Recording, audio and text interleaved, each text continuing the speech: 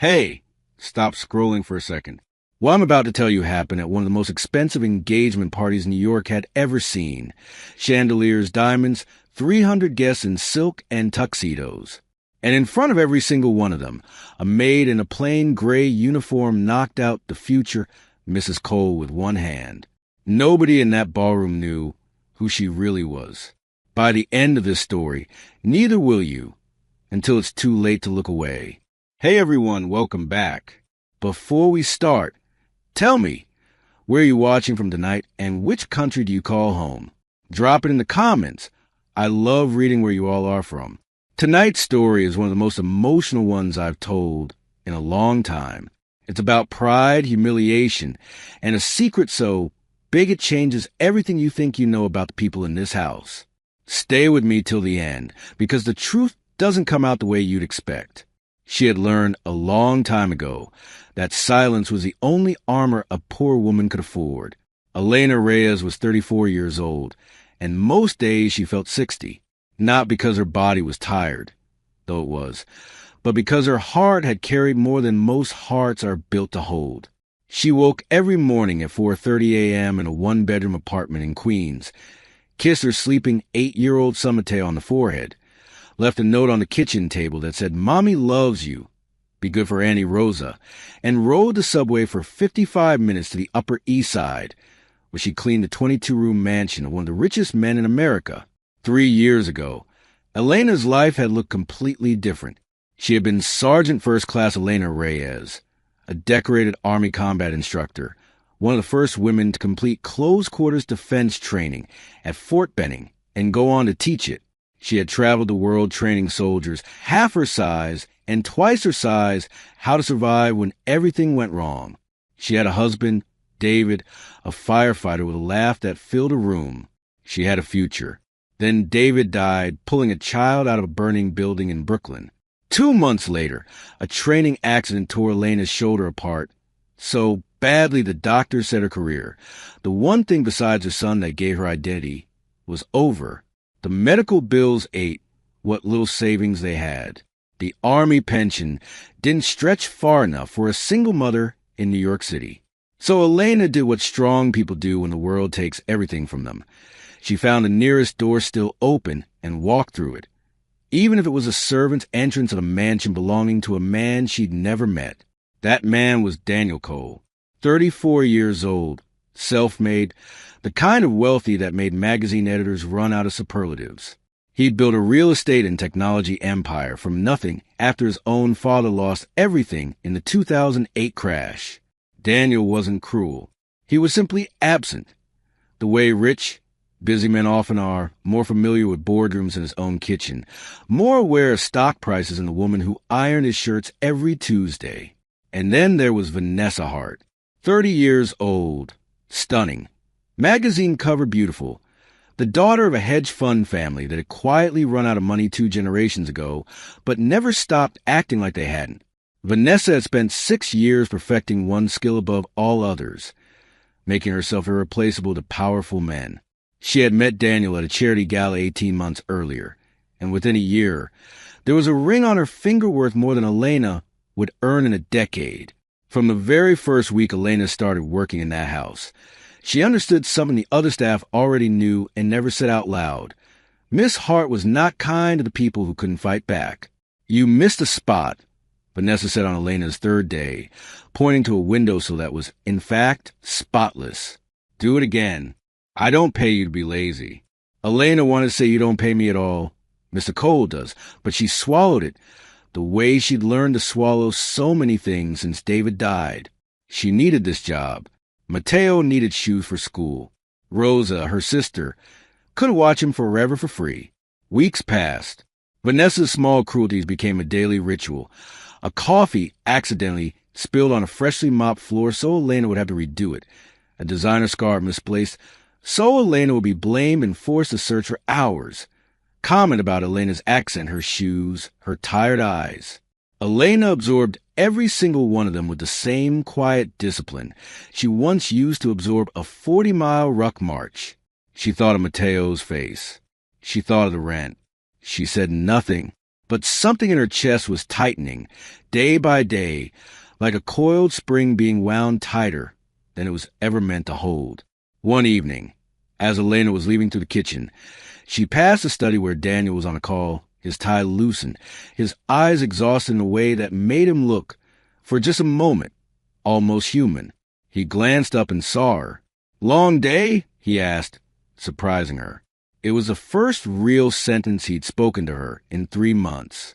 "Every day is long, Mr. Cole," Elena said simply, and kept walking because she had a train to catch and the sun waiting.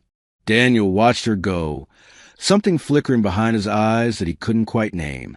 He didn't know yet that the tired woman mopping his floors had once taught elite soldiers how to break a grown man's grip in under 2 seconds.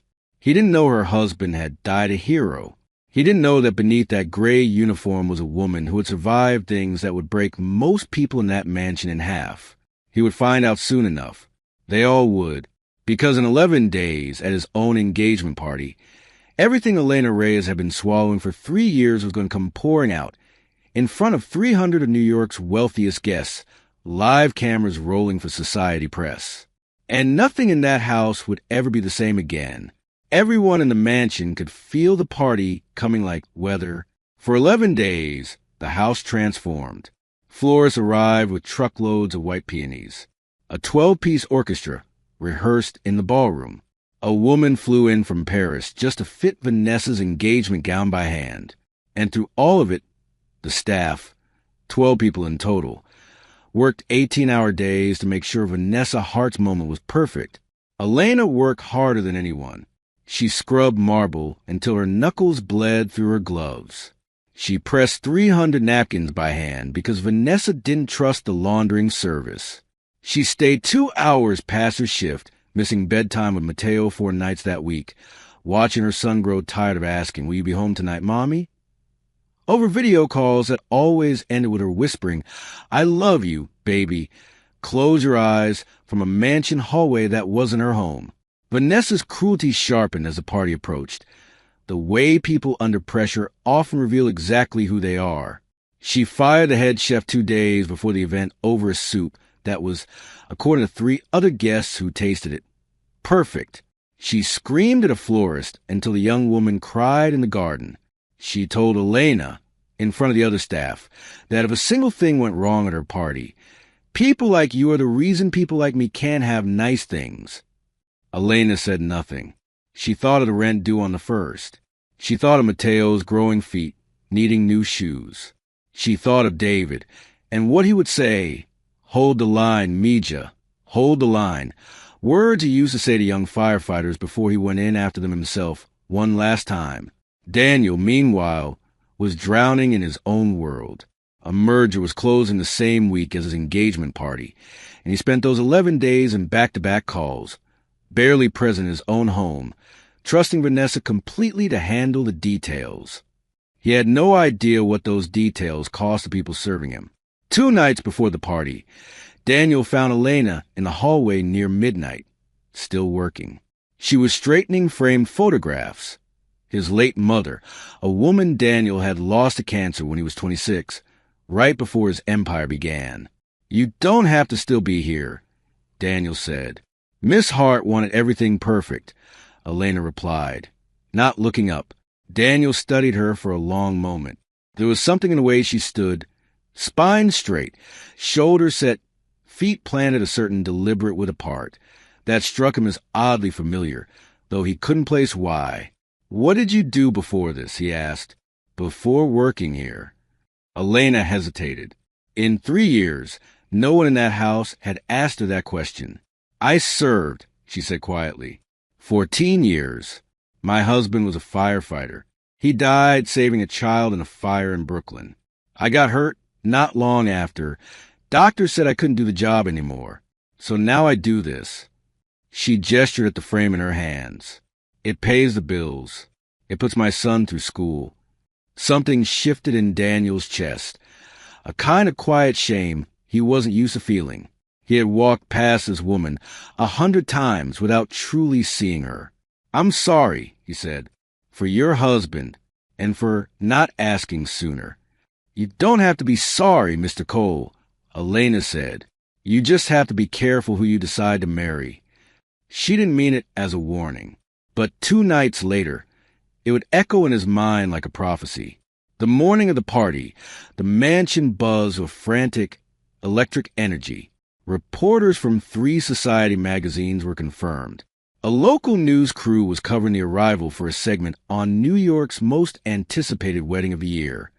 Vanessa had not slept, running on champagne and adrenaline, snapping orders at every member of staff who crossed her path. By 6 p.m., 300 guests filled the Cole Mansion's grand ballroom. Old money, new money, celebrities, senators, camera flashes bouncing off crystal chandeliers. Vanessa descended the staircase in a gown that cost more than Elena's entire apartment building, and for one shining moment, she looked like exactly what she'd always wanted to be seen as: untouchable. Elena stood near the back wall in her gray uniform, carrying a tray of champagne glasses, invisible the way household staff are trained to be at these events. She had one job tonight: serve drinks, stay silent, get through it, go home to Mateo. She had no idea that in less than 2 hours, everyone in that room would know her name. The champagne toast had just finished when it happened. Elena was moving to the crowd with a fresh tray, weaving carefully between designer gowns and tailored tuxedos, when Vanessa turned sharply to greet a hedge fund heir she desperately wanted to impress, and collided directly into Elena's tray. 2 glasses of champagne splashed across the hem of Vanessa's gown. The ballroom didn't go silent immediately. It took a second, a beat where people registered what happened, cameras already half raised from documenting the party. And in that second, Vanessa's face transformed from radiant bride-to-be into something much older and much uglier. "You clumsy useless." Vanessa's voice cracked to the music like a whip. Before Elena could even apologize, before she could set the tray down, Vanessa's open hand cracked across Elena's face. The slap echoed off the marble floor and 20-foot ceilings. Conversation stopped. The 12-piece orchestra faltered into silence. 300 of New York's most powerful people turned to stare, phones instinctively rising, a news camera already catching it live. Elena's head snapped to the side. Champagne glasses shattered at her feet. For one long moment, she stood perfectly still, her cheek burning red. 3 years of swallowed insults and 11 days of exhaustion, and 3 years of grief all rising in her chest at once like a wave that had finally broken the seawall. "You don't get to touch me," Elena said. Her voice was low, steady, not the voice of a maid, the voice of a soldier. Vanessa, drunk on champagne and rage in the eyes of 300 guests, raised her hand again, and this time she swung with everything she had, aiming for Elena's other cheek in front of God and cameras and everyone. She never landed it. Elena's hand shot up and caught Vanessa's wrist midair with a speed that made several guests gasp audibly. What happened next took less than 2 seconds, a blur of motion that 14 years of military training had carved so deep into muscle memory that grief and exhaustion and heartbreak couldn't slow it down. A pivot of the hip, a redirect of momentum, a single, controlled strike that was more about ending the threat than causing harm. Vanessa's heart crumpled to the marble floor, unconscious, in front of 300 guests and a live news camera, her $300,000 engagement gown pooling around her like spilled milk. For a moment, no one in the ballroom moved. Then chaos erupted. Screams, gasps, someone yelling for a doctor, phones raised higher, capturing every second. Daniel pushed through the crowd, his face pale with shock, and dropped to his knees beside Vanessa, checking her pulse with shaking hands. "She's breathing," someone called. "She's just out cold." Daniel's eyes lifted from his unconscious fiancée to the maid standing 3 feet away, chest heaving, hands still trembling with adrenaline, tears finally breaking free down her cheeks. Not from fear, but from 3 years of silence that had just shattered as loudly as the champagne glasses at her feet. "Elena," he said, his voice barely above a whisper. "What did you—" "She hit me first," Elena said, and her voice cracked for first time all night. "She's hit me before, Mr. Cole." just never in front of anyone who mattered enough to see it. Security guards moved toward her. A guest shouted for someone to call the police. Someone else was already uploading the video to social media, the caption practically writing itself. Billionaires Maid knocks out his fiancée at their own engagement party. Daniel raised a hand, stopping security guards where they stood. "Nobody touches her," he said, his voice suddenly hard as steel, the same voice that had closed billion-dollar deals. Nobody. Because in that frozen moment, kneeling beside the unconscious woman he was supposed to marry, staring up at the trembling woman who'd cleaned his floors for 3 years without a single complaint, Daniel Cole understood, with a sickening, dawning horror, that he had no idea who either woman in that room actually was. And the video was already going viral. By midnight, the Maid slap was a top trending topic in the country. The clip, 11 seconds long, filmed from 4 different angles by 4 different guests, had been viewed 9 million times before sunrise. News outlets that had been covering New York's most anticipated wedding were now running headlines like "Billionaire's Fiancée Knocked Out by Household Staff." And who was the mystery maid behind the viral slap? Paramedics had taken Vanessa to Lenox Hill for observation. A mild concussion, nothing life-threatening. Though her pride had suffered a wound no hospital could treat. Daniel had ridden with her in the ambulance out of obligation more than instinct. Sitting in tense silence while Vanessa, half-conscious and humiliated, muttered promises of lawsuits and demands that woman be arrested, fired, and made to disappear. Elena, meanwhile, sat alone in the mansion staff break room at 1 a.m., ice pressed to her still red cheek, waiting for the police officer who'd been called to the scene to finish taking statements from the guests. She had already called Rosa twice, whispering apologies, promising she explained everything. Praying Mateo hadn't seen the video, though by morning she knew half the country would have.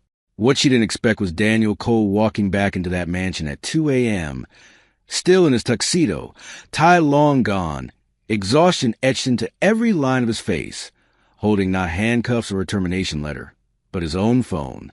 "I pulled the household security footage," he said quietly, sitting across from her. "All of it, going back 8 months. Elena said nothing, bracing herself. "There are 11 incidents. Elena, 11 times Vanessa hit, shoved, or threw something at a member of my staff. You're in 6 of them." His voice was hollow. "You never said a word.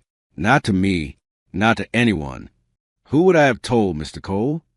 Elena asked, and there was no bitterness in it, only exhaustion. You were never here. HR? Miss Hart was about to become the lady of this house. I have a son. I couldn't risk my job on the word of a maid against your fiancé. Daniel absorbed that in silence, the weight of it settling over him like something physical. He thought of every time he'd walked past his own staff without truly seeing them, every complaint he'd waved off as household drama too small for his attention, every signature he'd put on Vanessa's massive wedding budget without asking a single question about how the people executing it were being treated.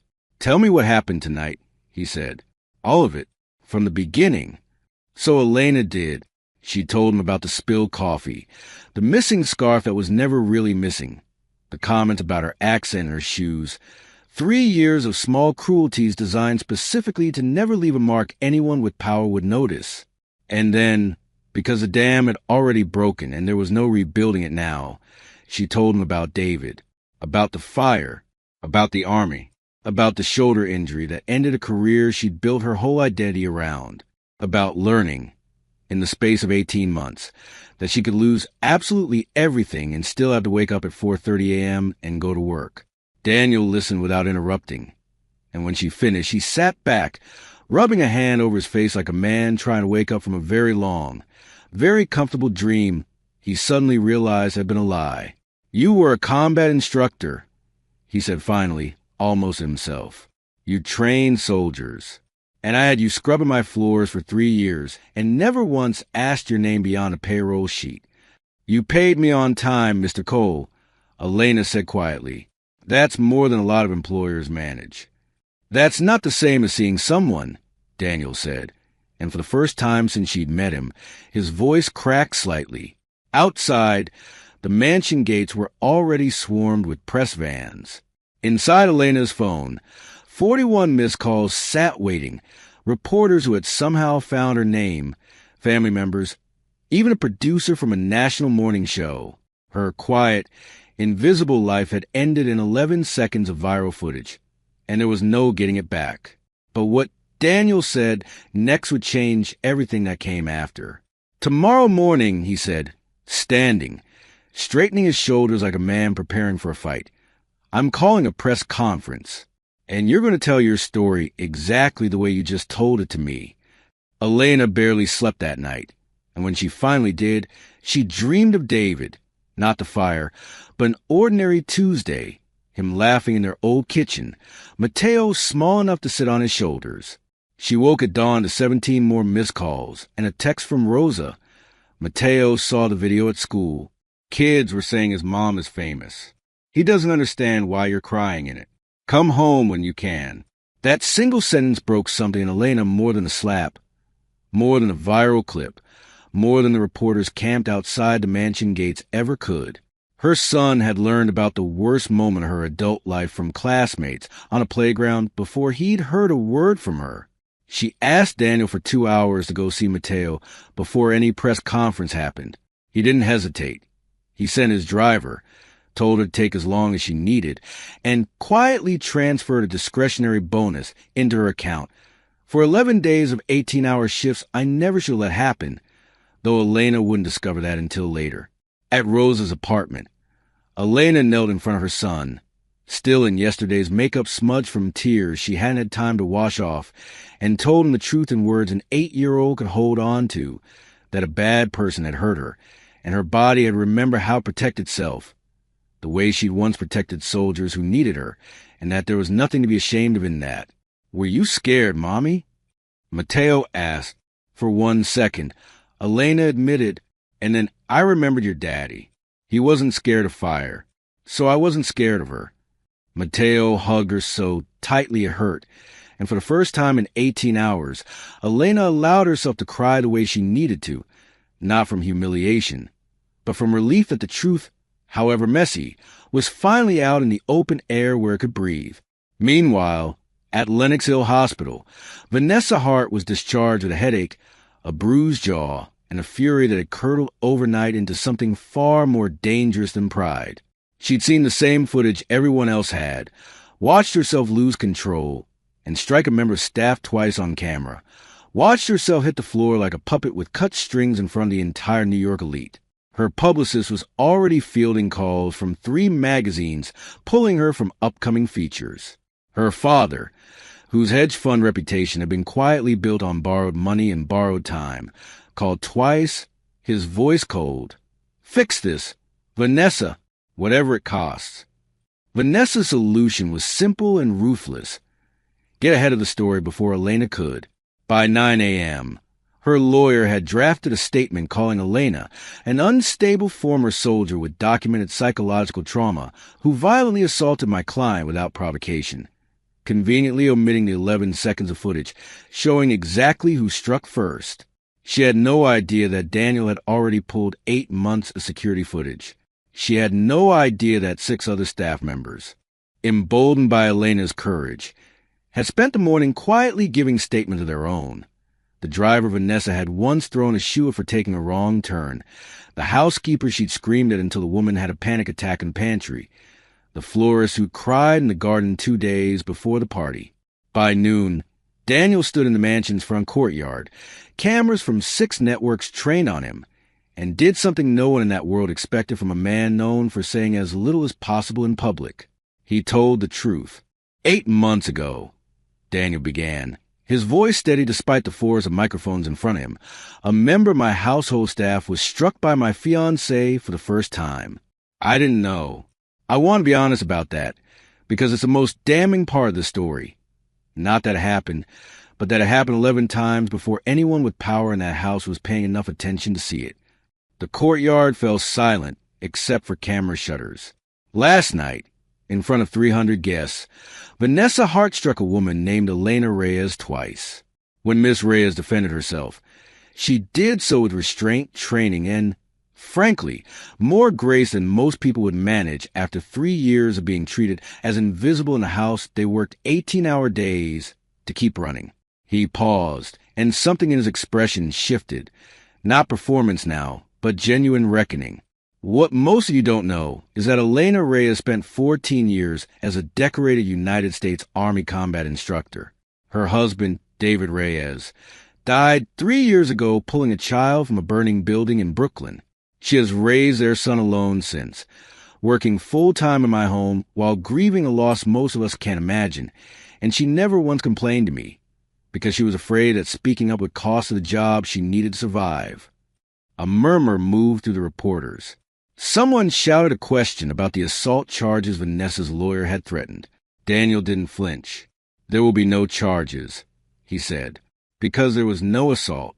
There was a woman defending herself after years of abuse nobody in a position to stop it bothered to notice.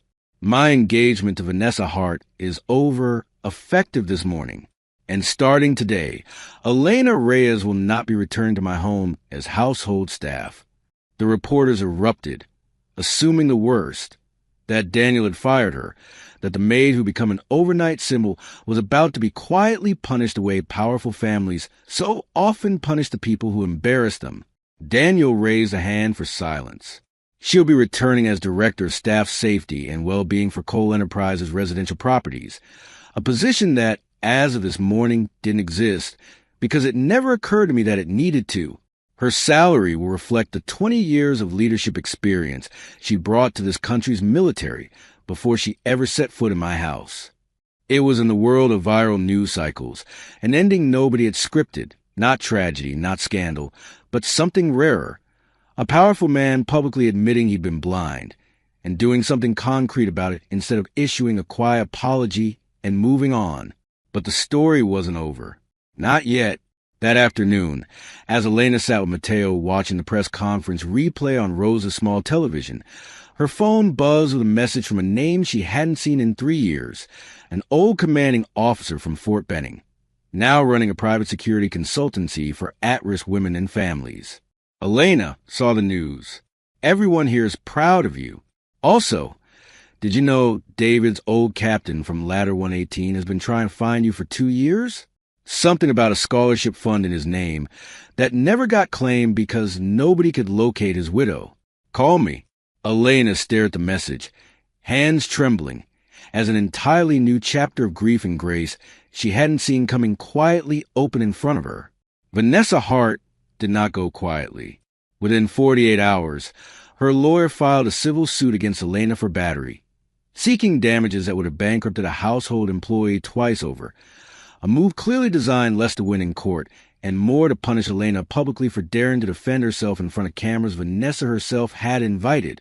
But the internet, for all its cruelty, has a long memory when it once won.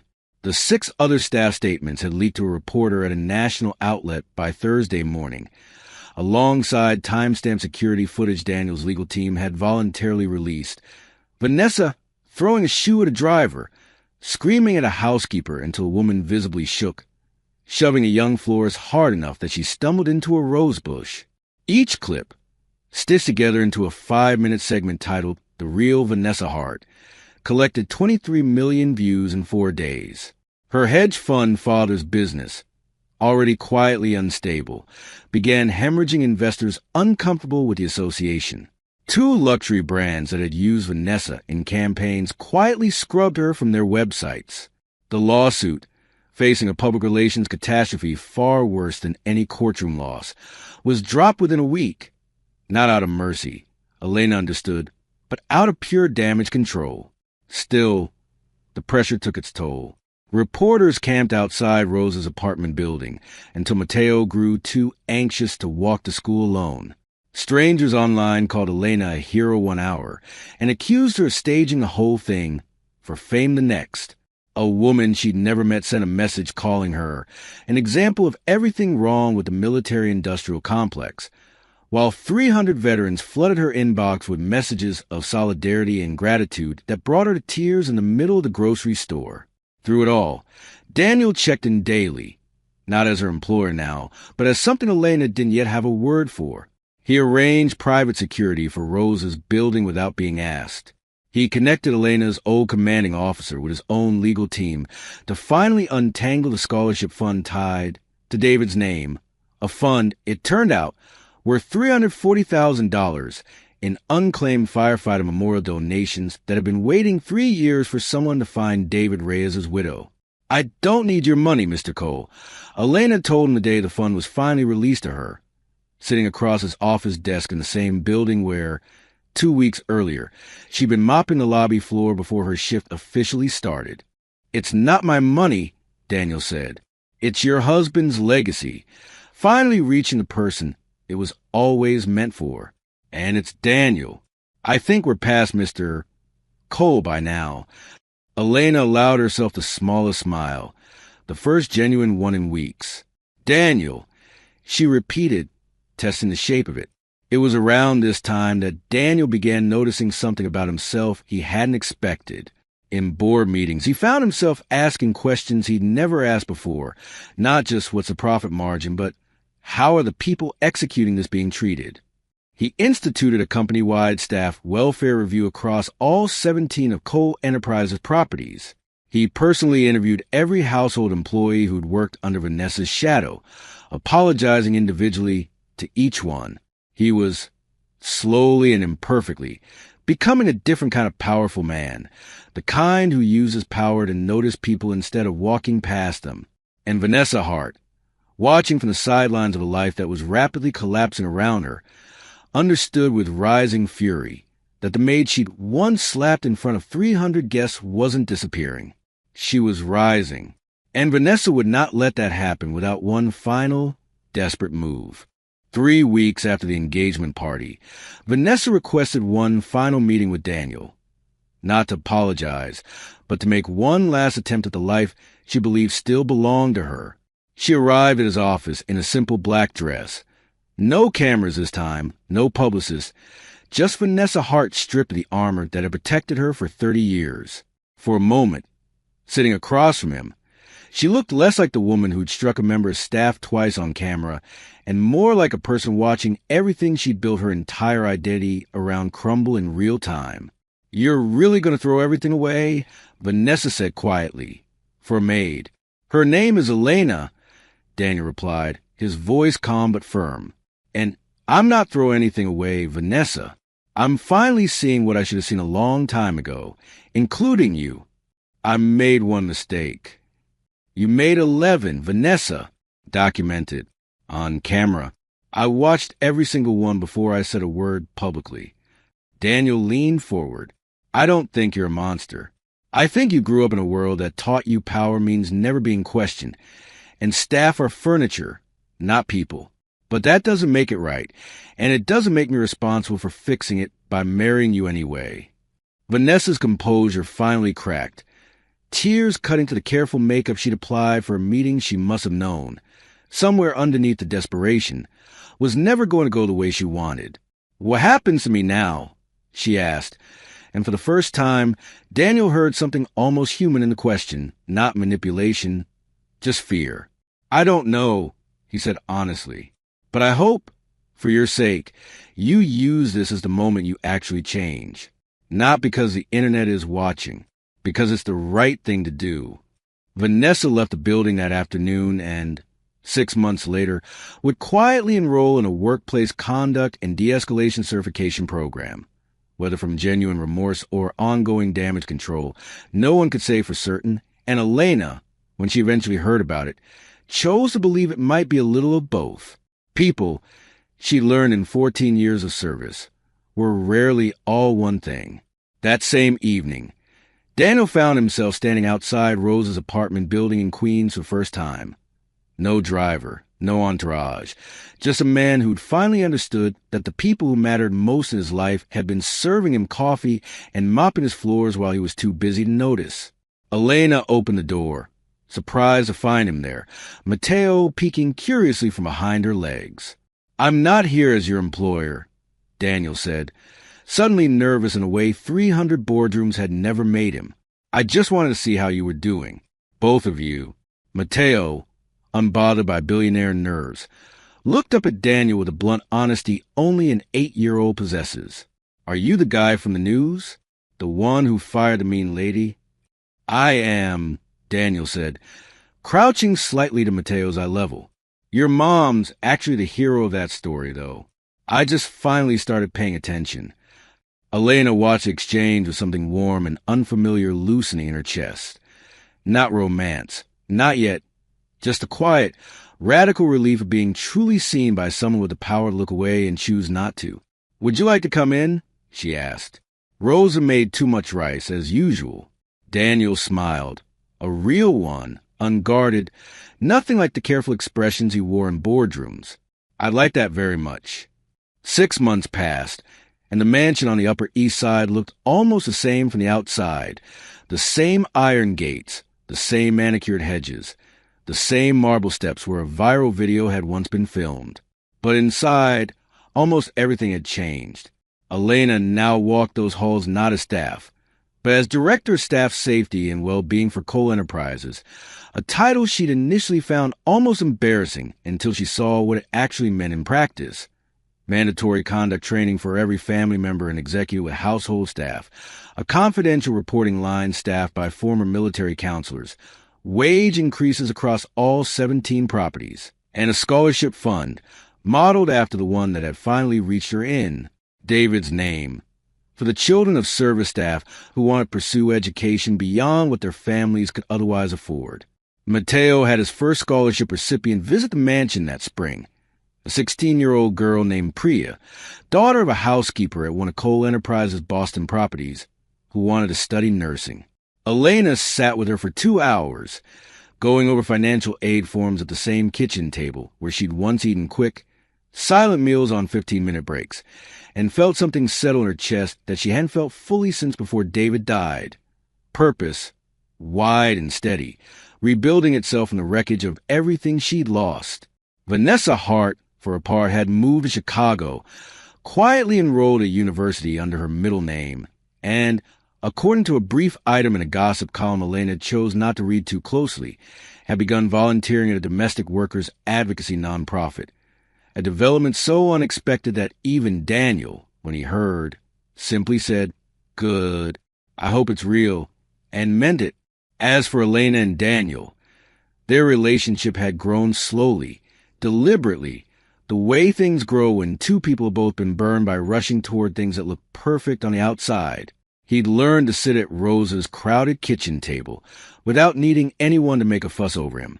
She'd learned to let herself be helped, occasionally, without feeling like it cost her the independence she'd fought so hard to keep. Mateo had started calling him Mr. Daniel, and then, eventually, without anyone deciding it should happen, just Daniel.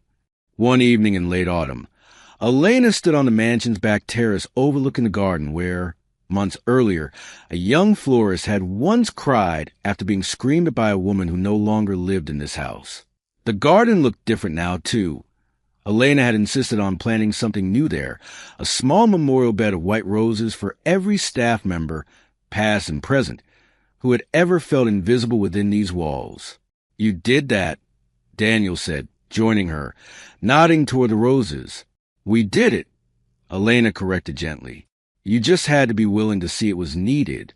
He looked at her for a long moment, the city lights glittering behind her like something out of the life she used to think was permanently closed to her. "David would be proud of you," he said quietly, "of the mother you are, the soldier you were, the person you are now." Elena's eyes filled, but she didn't look away. "He'd be proud you finally figured out that the people cleaning your floors have entire lives you know nothing about," she said, a small smile tugging at her mouth. "I'm working on it," Daniel said, one rose garden at a time. A year after the slap that broke the internet, Elena Reyes stood at a podium. Not in the Cole Mansion this time, but at a national conference on domestic worker protections in Washington, D.C., invited to speak about the initiative that now bore a name she'd never asked for and still found strange to hear out loud. The Reyes Standard, adopted voluntarily by 11 companies across the hospitality and household staffing industries, within 12 months of her viral moment. She looked out at a room full of housekeepers, drivers, nannies, and cooks, the invisible architecture that holds up the visible lives of the wealthy, and thought of every meal she'd eaten standing up, every insult she'd swallow for a paycheck. Every night she whispered, "I love you, baby." Close her eyes to her son through a phone screen from someone else's mansion. For 3 years, Elena told the room, her voice steady in a way it hadn't been on that ballroom floor, I believed my silence was the price of survival. I believed that being seen meant risking everything I had left. What I've learned since, what I hope every person in this room learns before it costs them what it almost cost me, is that dignity isn't something you're granted by the people who employ you. It's something you already have. The only question is whether the world around you is finally willing to see it. The applause that followed lasted nearly a minute. Somewhere in the third row, Mateo, now 9, clapped hardest of anyone, standing on a chair despite Rosa's whispered attempts to get him to sit down, shouting, "That's my mom," loud enough that the whole room laughed and turned to look, and Elena, for the first time in longer than she could remember, laughed too, freely, without checking herself, without swallowing it down. Daniel watched from the back of the room, not as a billionaire or a headline or the man whose engagement had ended in front of cameras, but simply as someone who had learned, later than he should have, one of the most important lessons a person with power can learn, that the people serving your coffee, mopping your floors, and standing quietly along the edges of your life are not furniture. They are entire universes of courage, grief, love, and history, and the moment you stop truly seeing them is the moment you stop deserving whatever you've built. If there's one thing this story leaves behind, let it be this. Kindness costs you nothing but cruelty, even the quiet, everyday kind that hides behind wealth and status. Always, eventually, comes due. And sometimes the person you overlook the most is carrying more strength, more history, and more grace than you will ever fully understand. If this story moved you tonight, if it reminded you that dignity is never something to apologize for, hit that like button, subscribe if you haven't already, and share it with someone who needs to hear that they matter, no matter what uniform they're wearing or what room they're allowed to stand in. Thank you for staying until the very end. I'll see you in the next story.